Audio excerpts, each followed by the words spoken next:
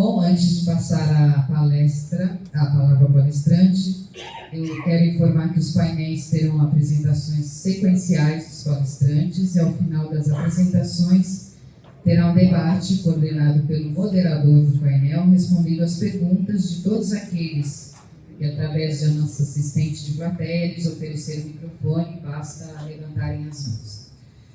Todas as apresentações poderão ser capturadas pelo canal do Metro Legal no Media Code, que será apresentado amanhã, no segundo dia do evento. Além do Media Code, nós enviaremos o link das apresentações, mas mesmo assim, caso nenhum desses meios de acesso funcione, por favor, nós pedimos a gentileza que entre em contato conosco e lhes encaminharemos as apresentações. Bom, informamos ainda que todos os inscritos receberão certificado digital de participação no meio cadastrado, bem como a pesquisa de satisfação do evento.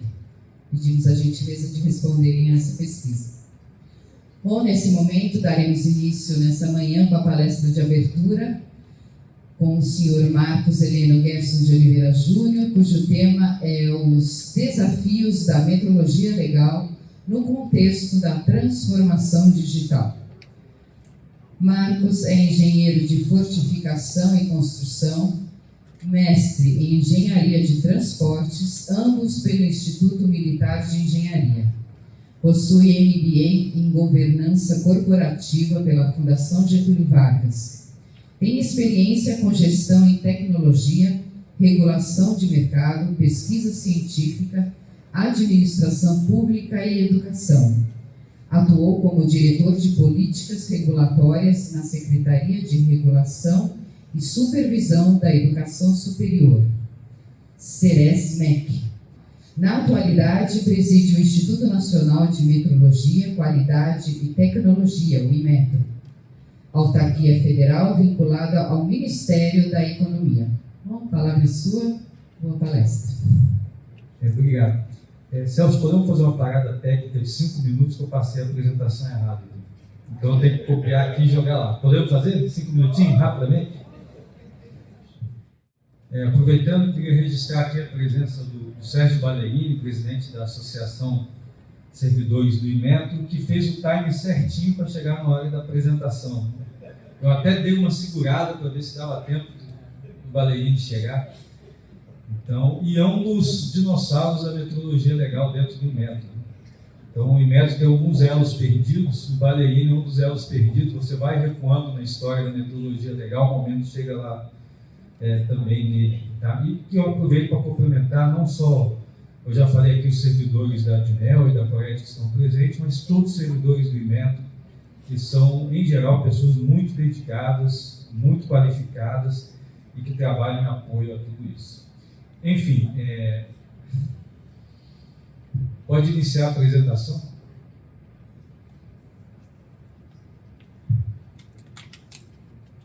Puder botar no modo apresentação?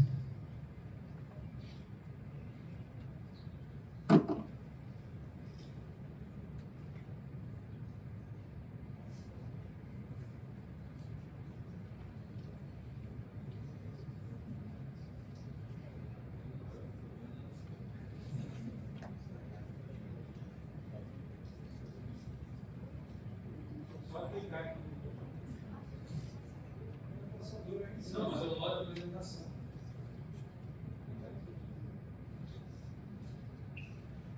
Isso. Pronto. Agora vamos lá. Pessoal, transformação digital. Tá? Esse é um assunto que a gente ouve falar o tempo todo e a gente precisa conceituar, né, colocar como é que a metrologia legal funciona ou deve funcionar dentro desse ambiente totalmente novo. Tá? Tem vários passos para a gente chegar num processo de transformação digital, mas uma ideia que a gente tem que ter muito na mente é que hoje você tem uma possibilidade de processamento de dados e quantidade de dados absurda que você nunca teve antes. Isso transforma a sociedade na forma como a gente se relaciona. Se a gente pensar, quantas pessoas aqui vieram de Uber hoje? Puder levantar o braço. Então, várias pessoas vieram de Uber. O Uber é um carro, logicamente, que faz um trajeto. Só que para ele ter esse serviço presente na realidade nossa, ele precisa ter um sistema de GPS que funcione, que dê sustentação para isso, precisa ter dados desses carros que estão disponíveis para você poder, na utilização de um aplicativo, requisitar esse serviço, precisa ter dados do usuário, aquele que vai utilizar para poder fazer cobrança, né, fazer o pagamento ali, porque não é só um sistema de carona, tem uma série de tecnologias embarcadas ali que permitem que esse serviço seja prestado, inclusive a própria facilidade de pagamento. E quando a gente pensa no serviço tradicional do táxi, né, o que o Uber colocou, que hoje até as empresas de táxi também estão começando a utilizar cada vez mais presentes? Primeiro, facilidade de pagamento. Então, você tem que tirar o dinheiro, fazer troca ali na hora, parando no meio de uma via para fazer isso, demorando no embarque, no desembarque. É uma questão que um modelo de negócio como o Uber apresenta, mas isso só existe em função dessa quantidade de dados, processamentos e etc. E que traz desafios, logicamente, para a metodologia legal, porque no caso do táxi, você tem um instrumento regulamentado que é o taxímetro. O Uber não precisa do taxímetro, então tem uma série de condições que colocam, até que ponto essa medida é justa e tal, mas é pelo menos uma medida combinada, né? Você, quando vai fazer a sua carona ali, você sabe quanto vai pagar. Então, isso é questões para reflexões e discussões depois. Eu só quis dar aí uma ilustração de como essa tecnologia impacta no nosso dia a dia e como ela nos atinge. E quando a gente fala de mudanças, né,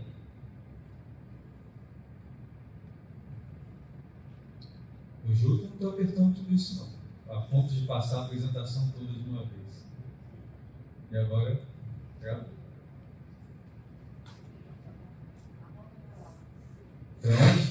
Tá. Já está dando spoiler total. Parei, vou dar um cliquezinho só. Mais um. Pagou. Os mais já assistiram a apresentações minhas estão cansados de ver essa figura, tá? Mas essa figura é muito ilustrativa, a gente precisa ter imagem das coisas que acontecem. Em 2005 foi a eleição do Papa Bento XVI, em 2013 a eleição do Papa Francisco. Olha a diferença dessas coisas. O que tem de diferente? O celular. O que é o celular? É um telefone? Não é um telefone. Não. É um computador. Tá? É um computador muito mais possante e com muito mais capacidade do computador na década de 80 e na década de 90 que estava na mão das pessoas. Quem aqui já usou um PC XT? Entrega idade essa, né? Pergunta indelicada. Quem sabe o que é um disco de 514? Quem tinha que carregar sistema operacional para ligar o computador? O pessoal não tem ideia que é isso. Liga o Windows ali e já sai funcionando. Na época do PC XT você tinha que botar um disquete, carregar o sistema operacional para começar a funcionar o computador. Então, o celular não, você dá um clique e está funcionando. Né? E você leva para tudo que é lugar. E quando você leva para tudo que é lugar, você leva para o supermercado, você leva para a padaria. Né? Você tem um computador na mão que hoje, por exemplo, em metrologia legal, a gente usa praticamente nada disso. Então você tem um consumidor com um computador na mão dentro das lojas, interagindo com balanças, interagindo com instrumentos de medição, bomba de combustível, etc. E é o grande ausente de todo esse sistema. A gente falei tanto de laços, né? Laços entre as organizações, metro, remédio, etc. E o usuário? E o consumidor? E a empresa? Né? Que muitas vezes o consumidor é uma empresa, porque empresas compram de empresas. E tem relações comerciais entre empresas. Aqui aproveitando nossos colegas lá do Mato Grosso do Sul, não é isso? Você tem uma cooperativa que está comprando grãos de uma empresa que está colhendo e trabalhando esse grão. Como é que se dá a relação comercial entre eles? Através de balança e principalmente através da medida de unidade de grãos, que é um instrumento que é regulamentado pelo INMET e que a gente precisa dar segurança para essa transação comercial, em que eu estou fazendo a relação entre duas empresas. Por isso que falar em defesa do consumidor é só uma parte do problema. Os consumidores muitas vezes são empresas, e a gente tem que ter essa consciência. Então você tem hoje esse computador na mão das pessoas, podendo operar. E você tem hoje uma realidade, né, cada vez mais crescente, muitas vezes até de forma mitológica, né, quer se chamar de indústria 4.0, um monte de coisa que na verdade não é, mas existe sim uma sustentação para a gente falar de indústria 4.0, que é essa capacidade de processamento e a conectividade. É outro ponto que eu não falei, mas é importante. Você tem conectividade hoje em tempo real. Quantas imagens aparece um jogador fazendo um gol, puxar um celular e faz um selfie na hora da comemoração do gol. Isso é uma conectividade em tempo real, né? Teve um ano que a entrega do Oscar fizeram um super selfie ali, que na mesma hora estava via redes sociais na mão de todo mundo. Então você tem como passar hoje uma informação em tempo real. E isso dá sustentação para tudo isso que está colocado ali.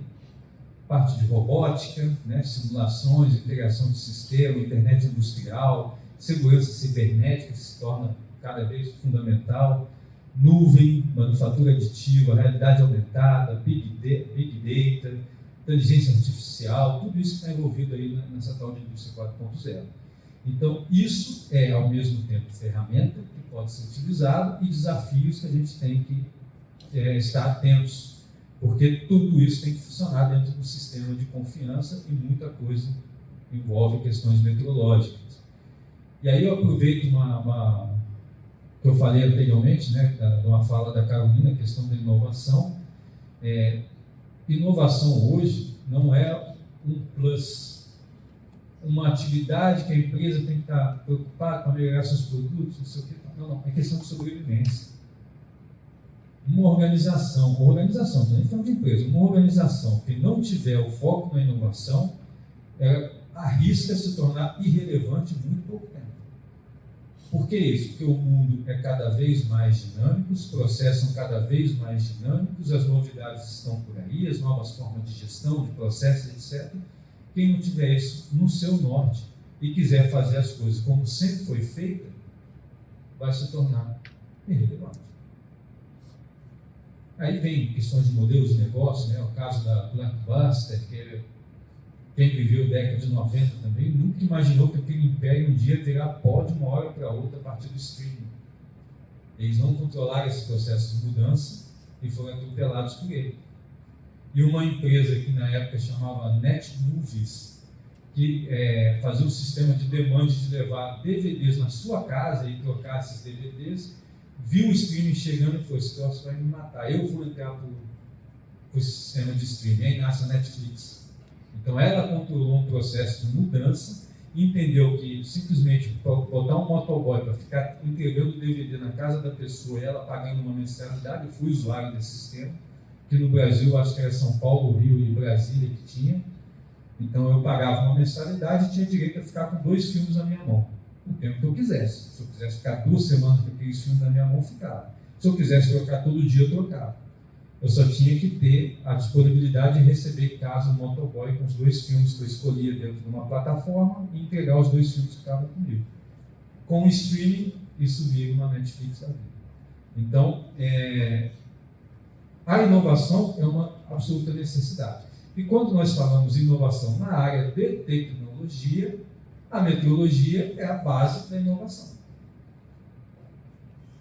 Vou dizer uma frase assim, lapidar: não há inovação sem meteorologia, tá? Não tem como, em termos de tecnologia. Porque eu preciso medir o meu processo para saber se eu estou melhorando ou não.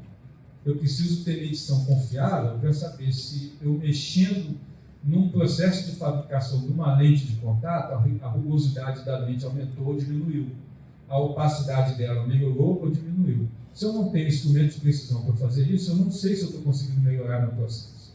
E aí eu estou gravando a minha inovação. Então, inovação e meteorologia tem que caminhar lado a lado.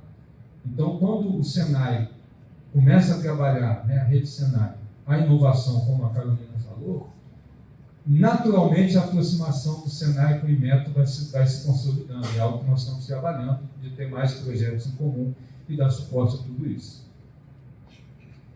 E a transformação digital não é simplesmente você pegar um dado, um documento físico, por exemplo, e transformar num documento informatizado.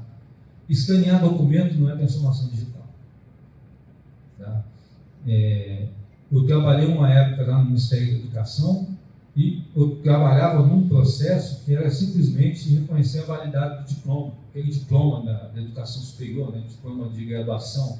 Volta e meia se perguntava se aquele diploma era válido. O MEC não elabora diplomas, ele não diploma ninguém. Quem diploma é uma faculdade. Então, o que se fazia em termos de processo é se verificar se naquela época que foi emitido aquele diploma, aquela faculdade estava corretamente registrada para dar aquele curso específico que a pessoa se formou. Então, é uma pesquisa. Então, um servidor público, com aquele pedido em que tinha um formulário, que tinha os dados, eu me formei no ano tal, na faculdade tal, no curso tal. Fazia uma pesquisa, né, quando era a portaria de criação daquela faculdade, se ela estava regular na época do diploma, verificava se aquele curso estava autorizado para aquela faculdade naquela época, número de alunos, e fazia essa conferência. Aí o processo foi transformado digitalmente. Então, o que acontecia? Um formulário digital, a pessoa preenchia, entrava lá na minha diretoria, o servidor imprimia aquele formulário e ia lá nos arquivos procurar aqueles documentos todos. Isso não é transformação digital. Tá? Se duvidar, tornou até a operação mais devagar ainda, porque agora tem que imprimir o documento, não sei o quê, abrir arquivo e tal, quando com campos inteligentes já poderia fazer um vasculhamento automático num sistema de dados informatizado que já existia e verificar tudo isso, sem precisar do trabalho desse servidor público. Então, eu lembro que na época de 2019 foi feita uma pesquisa e na minha secretaria que eu trabalhava estava colocando que a digitalização estava 100%. Eu falei, 100%? Como está 100%? Ele falou, não, porque agora está tudo no SEI. É um sistema do governo federal de protocolo de documentos. Então, simplesmente por estar transitando no SEI, já entendia que havia uma transformação digital. Isso não é transformação digital. Isso ainda estamos no primeiro passo ali de computarization, né? Transformando isso em dado informatizado. Isso é uma primeira fase do processo de digitalização. A transformação digital aparece a partir do momento que tem esse dado informatizado e tem conectividade.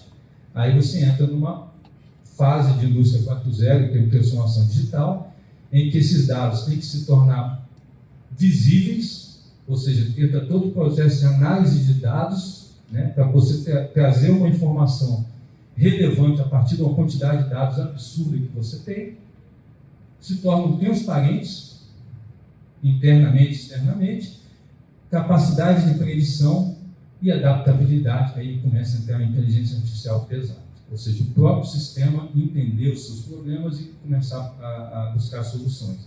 Nós vamos falar um pouquinho disso na metodologia legal.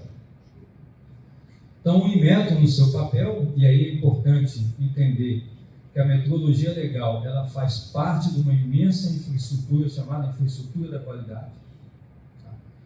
É um ponto hoje fundamental em termos de competitividade e acesso a mercados,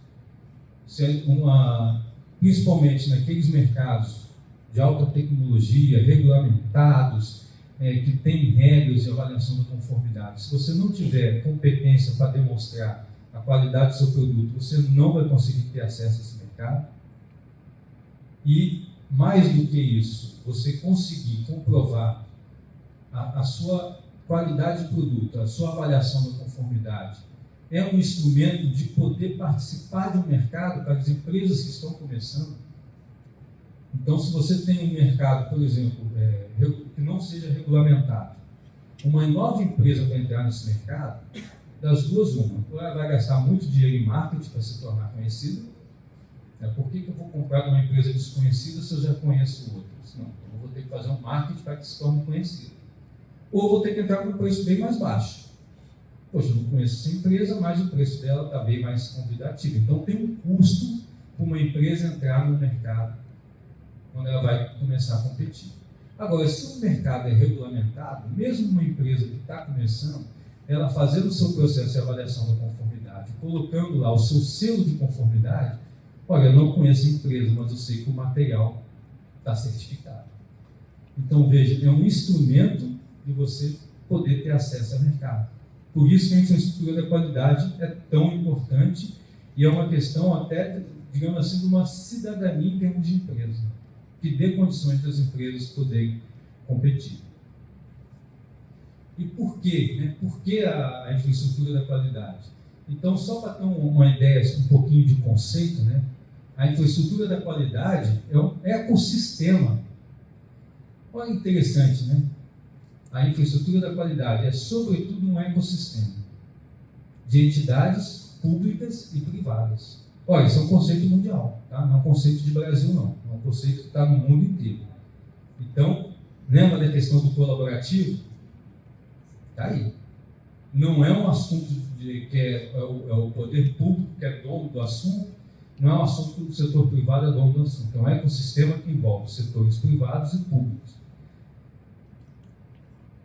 Que instituições, bem como, né, modelos regulatórios e práticas que estabeleçam e implementem, aí sim, normalização, acreditação, metodologia e avaliação da conformidade. Então, nós somos unidos por essas atividades. Ele é fundamental, né, para operar de forma adequada os mercados domésticos, ou seja, você ter a segurança nas transações e na segurança, e também o reconhecimento internacional dos serviços de infraestrutura da qualidade é importante para acessar os mercados estrangeiros. Então, não só é uma coisa colaborativa, mas tem que estar conectado num sistema mundial por natureza. Por isso a importância, como falou o Celso, da Organização Internacional de Metrologia Legal, como falou o Jean. Na próxima semana, eu estou junto com uma equipe do IMETO, percorrendo vários países da Europa, com nossas contrapartes, OCDE, Comunidade Europeia, UNIDO, Ministério da Economia da Alemanha. Vai estar acontecendo a reunião quadrienal do Bureau Internacional de Pesos e Medidas, que acontece a cada 4 anos, com a eleição do Conselho. Temos servidores do IMETO concorrendo à vaga do Conselho Internacional. Então, esse reconhecimento do IMETO internacionalmente é fundamental para as empresas brasileiras, né? Para a gente poder ter todos esses sistemas de laboratórios acreditados, organismos de conformidade, etc., tudo possibilitando acesso a esses mercados estrangeiros.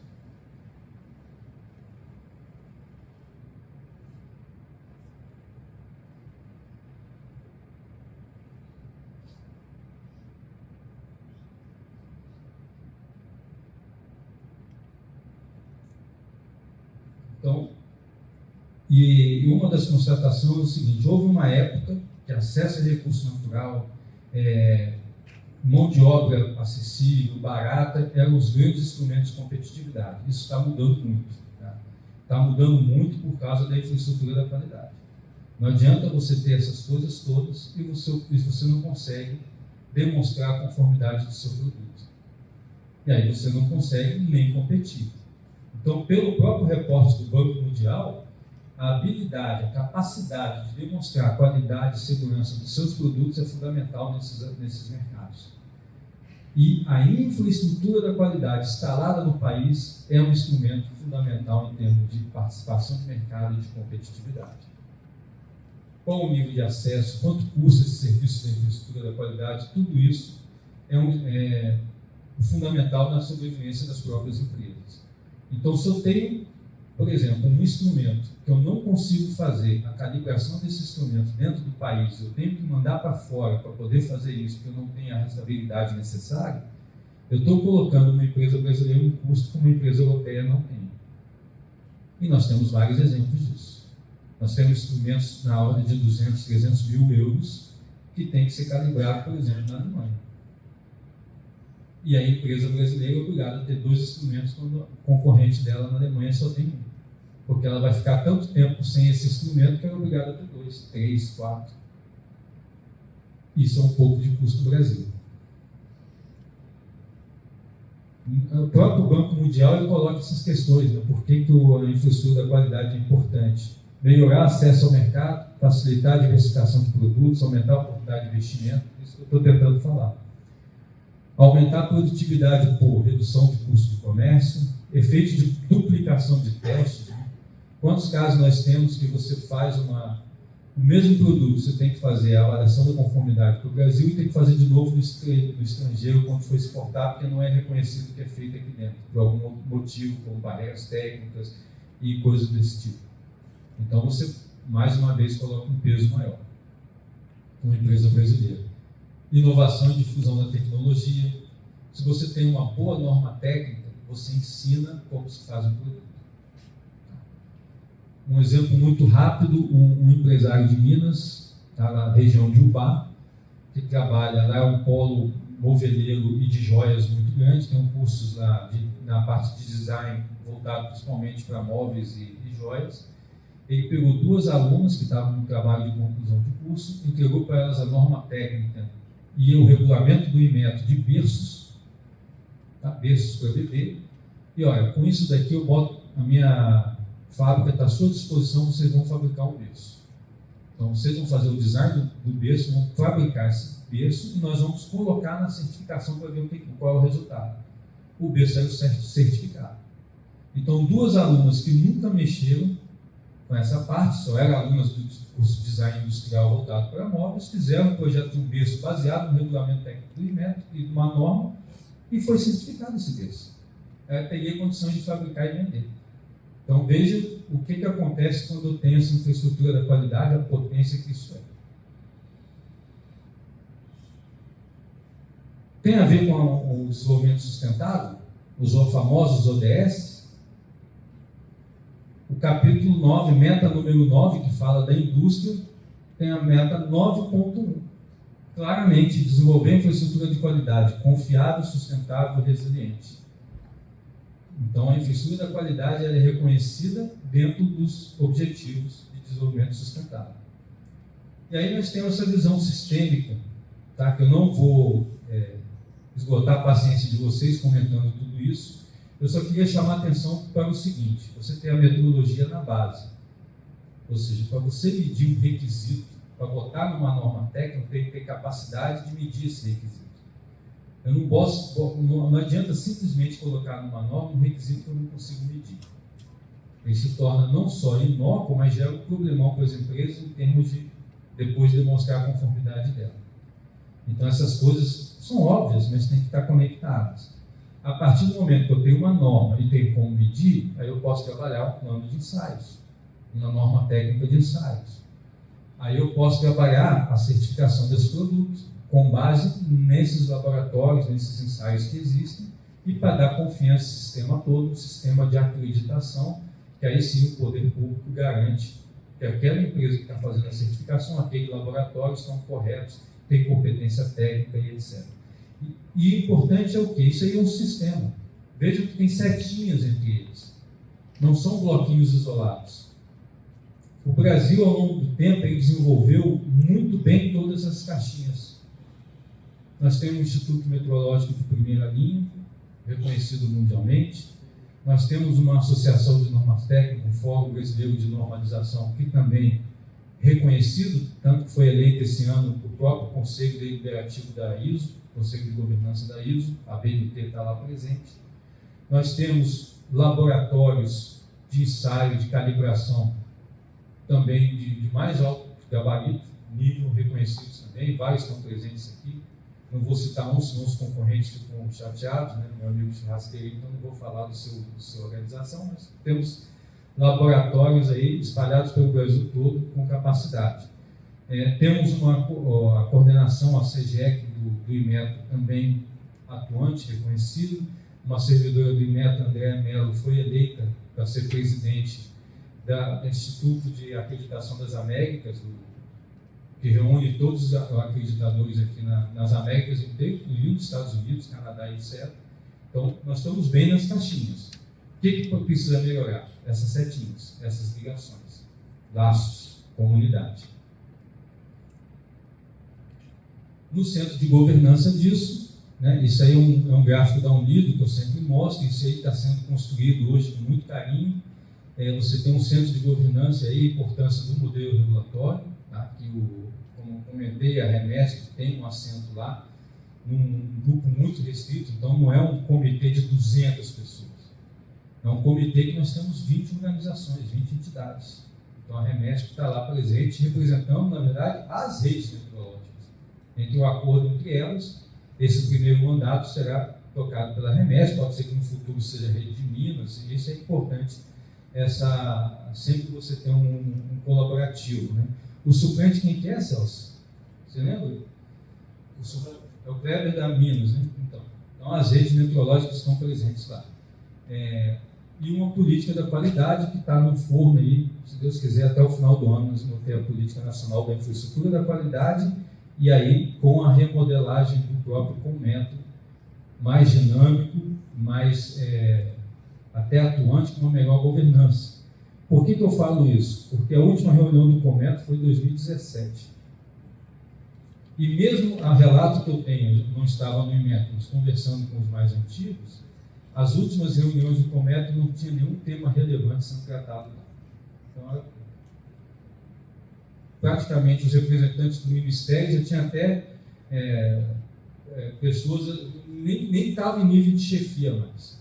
Então já tinha até, teve um Ministério que chegou até a mandar um consultor externo para representar o Ministério numa reunião do Conmetro. Então esse é o nível que a coisa chegou. Então, é esse desenvolvimento desse sistema que é fundamental. Tá? E aí, vamos falar um pouquinho da transformação digital na meteorologia. Legal, vou trazer aqui uns 2 exemplos para vocês. Tá? Não vou nem esgotar esse assunto, nem aprofundar, porque eu tenho vários colegas da DIMEL que vão estar falando específico dessas várias iniciativas nas várias apresentações, nos cafezinhos da vida, nos almoços, etc. Mas é um esforço muito grande da DIMEL em trabalhar a transformação digital. E o primeiro que eu vou falar é justamente um programa de fiscalização 4.0 voltado para a questão dos cronotacógrafos. Tem algumas iniciativas que já foram tomadas na facilidade de pagamentos e controles, né, através de utilização de PIX, no portal de serviço do IMET, uma série de facilidades, mas vamos falar uma coisa mais ponta da linha em termos de fiscalização. Então, eu vou falar um pouquinho de um projeto, que aí a importância da rede não é só o IMET que tem que estar trabalhando em inovação, isso tem que estar presente no dia a dia dos próprios IPENs. Então, no caso, o IPEN, que é o IPEN do Piauí, eu não sei o que acontece naquela água do Piauí, mas tem uma vocação para inovação muito grande no estado como um todo. Estive presente no Piauí ano passado, né, Danilo? E conversando com as várias secretarias do estado, em vários locais que eu vi, me surpreendeu essa capacidade de inovação do povo do Piauí, né? Nas mais diversas áreas, às vezes nas coisas mais simples. Então, durante a pandemia, foi verificado o seguinte: como era difícil fazer a abordagem de um caminhão, de um ônibus, colocando em risco a pessoa que estava abordando, a pessoa que estava lá dentro, porque os caminhões estavam circulando pelo Brasil todo, mantendo a logística num tempo muito difícil, só que com o potencial de estar transportando vírus para cima e para baixo dentro do país. Então, tornou muito difícil, os próprios IPENs, com muitos servidores em grupos de risco, tendo que ficar em casa, né, trabalhando remotamente. Como é que eu vou verificar um item que é de fundamental segurança? Né? O cronotacógrafo, foi feita uma oficina de lucro social, acho que foi ano passado, ou ano retrasado? Foi ano passado, né, de lucro social sobre cronotacógrafo. E se levanta, né, o que sugere em termos de economia, em termos de acidentes de trabalho, mortes, deteriorização de pavimento, problemas de infraestrutura, quanto custa o país, né, você não ter esse tipo de instrumento. Além de ser um instrumento de defesa do próprio caminhoneiro, que consegue demonstrar que ele não passou das horas previstas, que ele não está sendo explorado na hora de dirigir, porque um motorista cansado dirigindo a 12 horas um veículo de toneladas é um perigo não só para ele, mas todos os usuários de uma rodovia. Ou seja, não é porque eu estou no meio de uma pandemia que esse serviço pode parar e deixar, né, todo mundo em questões de segurança muito grandes.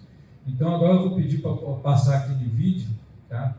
Que aí vai mostrar um pouquinho, aí a gente faz um comentário de um projeto que foi desenvolvido lá no Piauí e que que hoje nós estamos trabalhando para a nacionalização desse projeto, para a gente poder estar empregando no Brasil inteiro.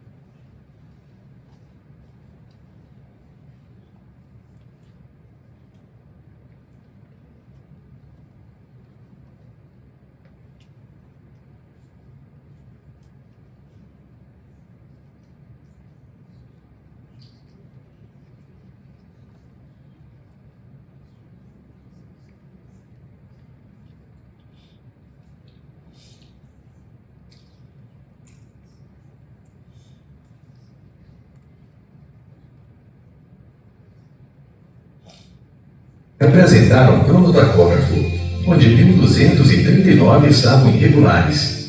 O cronotacógrafo é um dispositivo que monitora o tempo de uso, a distância percorrida e também a velocidade dos veículos. A fiscalização desses dispositivos até então era feita por fiscais do metro, que abordavam e checavam os veículos um a um, gerando transtornos na operação, com longos engarrafamentos, atrasos nas rotas dos motoristas, desconforto e insatisfação de motoristas e passageiros nos ônibus abordados, além de oferecer pouca segurança e condições hostis de trabalho para os fiscais. Com o objetivo de sanar estes impactos, aliado ao fato de tornar a fiscalização mais abrangente, assertiva e eficaz, o INEP e Metro, de forma pioneira, desenvolveu um sistema único no país e, através de cooperações entre o Estado e a União, instalou em pontos estratégicos com maior fluxo de veículos de carga e passageiros, equipamentos de captura de imagem dispostos em rodovias federais e estaduais. O sistema funciona com tecnologia de leitura automática de placas. De forma rápida e prática, é feita a captura da imagem do veículo e, com consulta online ao Banco de Dados Nacional do Metro, é verificada a regularidade do veículo. Em ato contínuo, é feita a triagem e emissão destes autos, que são validados por fiscais e operadores. Tudo isso acontece de forma automatizada, sem a necessidade de parar o veículo ou de fiscais em campo. Os ganhos com a implantação do sistema são melhores condições de trabalho para os condutores, tendo horários e pausas para descanso efetivamente respeitados, segurança nas rodovias para condutores e passageiros, equilíbrio na cobrança de tarifas no mercado de entregas, otimização da mão de obra dos fiscais do INEP, remanejando para trabalhos de inteligência, com a análise dos diversos relatórios disponibilizados pelo sistema. E, sobretudo, a capacidade de integração com os sistemas de segurança pública. Após a implantação do sistema, adotado pelo INEP e Metro no Piauí e em operação no período de 12 meses, foram registrados 788.453 veículos. Destes, 123.678 foram verificados irregulares, gerando um aumento de mais de 5.000% na quantidade de verificações em comparação com os dados da atividade em campo. Este projeto é fruto de um comprometimento em apresentar soluções inteligentes e tecnológicas para otimizar a fiscalização viária e ofertar segurança e bem-estar para todos.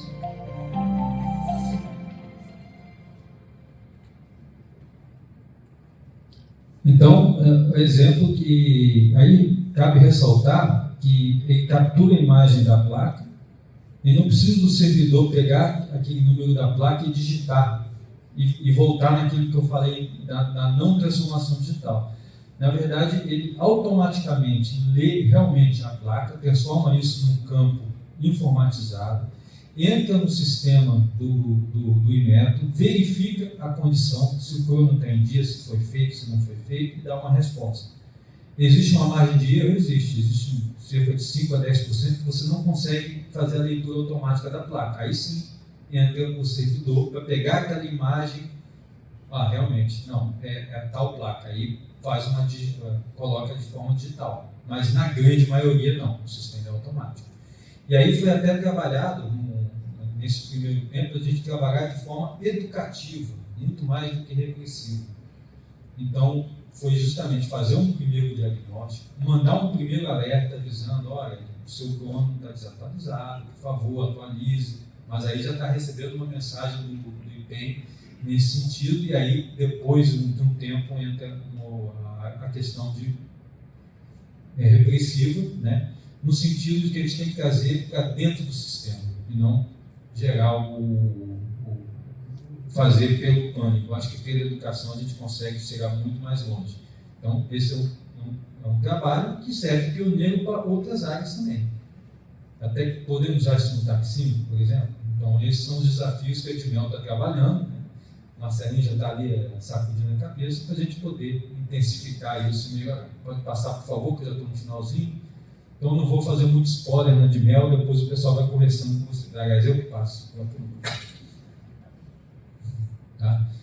Bombas de combustível, você já deve ter ouvido falar sobre a questão de certificação digital dessas bombas. Muito rapidamente, a bomba ela faz uma medição mecânica e depois tem que transformar isso numa leitura digital para que se possa fazer a verificação de quanto foi abastecido, cobranças, etc. e tal. Foi feito um grande trabalho de pesquisa do pessoal da Edmel, do pessoal técnico, para avaliar onde estavam as fraudes, possíveis fraudes, e verificou-se uma grande quantidade de fraude no transdutor, que é justamente o equipamento que faz a transição do sinal mecânico para o sinal digital.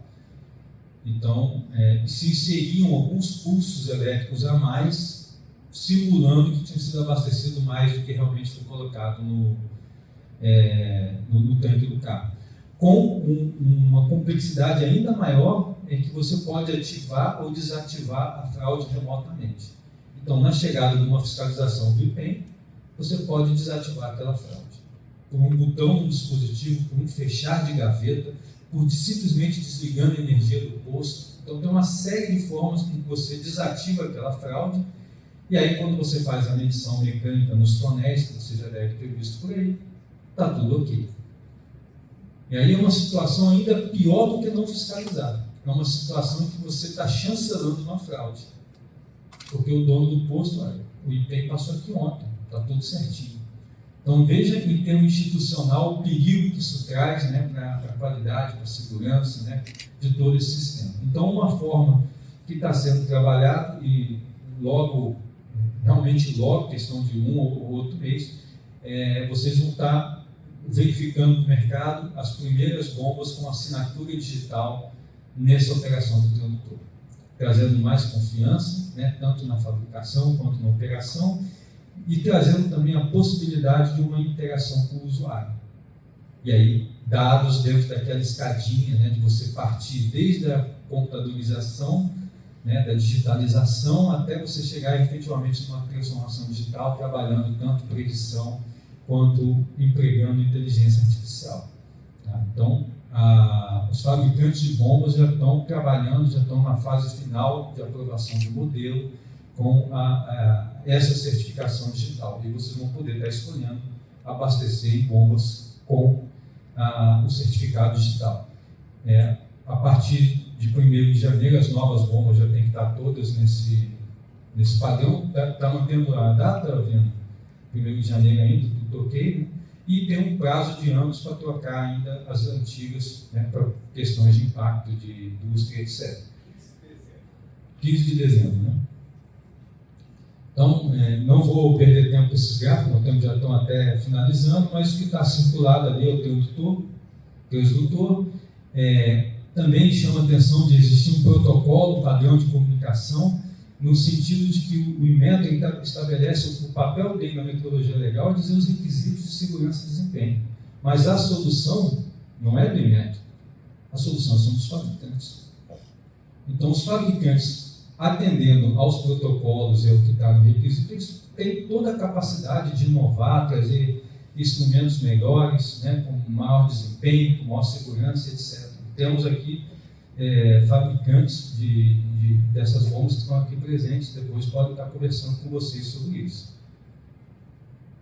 E, boca do forno para sair também, o app, né? Então, o primeiro app do INMETRO que vai estar na mão do usuário, para poder fazer uma verificação de instrumento. Então, ele vai poder, no ato do abastecimento, verificar se a assinatura digital estava válida e qual foi a medida que foi registrada lá no coração do transdutor da bomba e comparar com a que está no painel.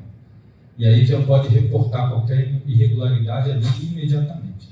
Mas tendo esse instrumento, a gente acredita que dificilmente vai aparecer uma irregularidade, porque isso aí vai ser disciplinador do mercado.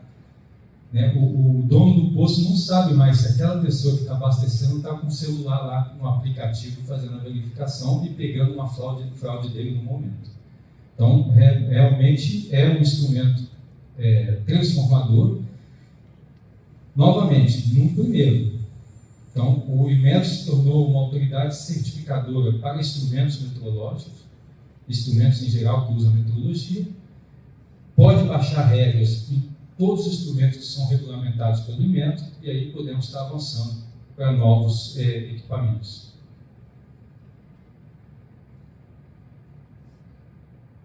Só falar de mais um aqui, que é o etilômetro, nem preciso do apoio, mas o etilômetro, popular bafômetro, né, é um instrumento que nós consideramos com muita importância na metrologia legal. Tá? Por que com muita importância? Porque ele é um instrumento de prova judiciária, que pode condenar alguém à cadeia. Então, uma medição no bafômetro pode fazer alguém cumprir pena, responder um processo legal e etc. Qual é o problema? Dentro da dinâmica da metrologia legal, você de tempos em tempos, né? O etilômetro é 2 anos ou 1 ano? 1 ano, né? Todo ano os etilômetros têm que ter a verificação dele. Então, se numa verificação constatar que houve uma falha, em que momento do último ano houve essa falha? A gente não tem essa resposta. Então, pode prejudicar uma série de processos legais em função de um problema do etilômetro. Então, a gente quer avançar no ponto de conseguir fazer uma predição da possível falha para que a Polícia Federal ou Rodoviária Federal já faça a reparo do etilômetro dele antes dele apresentar a falha. Como fazer isso? Usando esses instrumentos de transformação digital. Então, nós estamos trabalhando na criação do chamado gêmeo digital, né, de você ter um gêmeo digitalmente daquele etilômetro e, através de todas as verificações de dados feitas ao longo do tempo, gerar uma massa de dados que permita, em forma de algoritmo, começar a prever o comportamento dele ao longo do tempo. E aí já estamos no final daquelas degrauzinhos lá de transformação digital. Iniciativa, novamente, de servidores do próprio Inmetro, né, da DIMEL, o que mostra a importância de você estar investindo na capacitação dessas pessoas. Por isso que nós temos curso de mestrado, doutorado na área de metrologia, porque nós precisamos que pessoas tecnicamente competentes trabalhem nesses projetos e busquem a inovação. Então, são esses 3 exemplos que eu trouxe rapidamente para vocês como introdução ao assunto, e esses são os desafios que nós temos em termos de metrologia legal. Resumindo aqui muito rapidamente, como é que eu uso inteligência artificial, como é que eu gero dados, como é que eu trabalho esses dados, como é que eu faço predição de comportamento futuro, como é que eu uso a inteligência artificial para poder fazer uma análise e uma adaptação dentro do próprio sistema, ou seja, como é que eu coloco essa metrologia legal dentro desse universo de transformação digital, gerando inovação, gerando benefícios e potencializando a enorme capacidade de conexão, como foi bem colocado pelo Jean, pelo Celso. A metrologia legal está presente na nossa vida, do nascimento até a morte. Então, nós temos interação com ela todos os dias da nossa vida. E o consumidor, né, a pessoa que usa esses instrumentos, é o grande ausente desse sistema de fiscalização. Que hoje, basicamente, para poder reportar qualquer coisa, tem que entrar numa página de internet, abrir o formulário, fale conosco e dizer que viu uma irregularidade. Hoje em dia, até você acessar a internet por computador, está caindo em desuso. Né? Porque o grande instrumento de acesso à internet é aquele computador que eu falei lá no início, esse aí. E hoje é tempo real. Se esperar a pessoa chegar em casa para fazer um reporte, ela tem que fazer na hora, e tem que ser fácil. Então tem esse grande desafio também em termos de infraestrutura de TI, que possibilite você, na hora, fazer um reporte, gerar um dado. Não é que ele vai ser um fiscal, ele é uma vigia, uma vigia. Ela não precisa nem interagir com o dono do estabelecimento, ele só coloca uma suspeita, ele só capta um dado e coloca na nuvem, para que a gente possa trabalhar e gerar valor. Então, é isso que eu tinha que trazer de mensagem, e o pessoal da Edmel vai estar presente aí ao longo dos 2 dias, falando dessas iniciativas, seja aqui no palco, ou seja no cafezinho, que é tão importante dentro desses congressos. Tá? Obrigado a todos. Muito obrigada, Sr. Marcos, pela apresentação.